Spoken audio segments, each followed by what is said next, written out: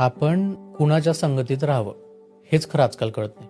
आणि तुमची संगत हे तुमचं भविष्य डिसाईड करते की तुम्ही तुमच्या सराउंडिंगमध्ये काय लोक राहतात, तुम्ही कोणाकडनं सल्ले घेता, तुम्ही तुमचे प्रॉब्लेम्स कोणासोबत शेअर करता, है ना, तुम्हाला गायडन्स कोण देतंय, या गोष्टी खूप जास्त मॅटर करतात.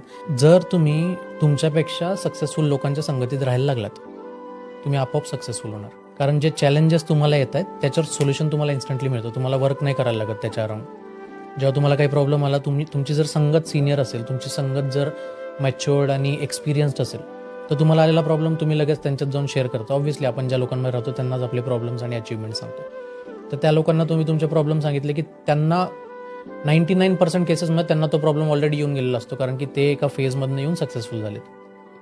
तर त्या केसमध्ये काय होतं, लगेच तुम्हाला सोल्युशन सांगता आणि it's a practically approved solution. त्यांनी करून बघितले, त्यातनं ते बाहेर आलेत आणि त्यामुळे ते तुम्हाला सांगतात.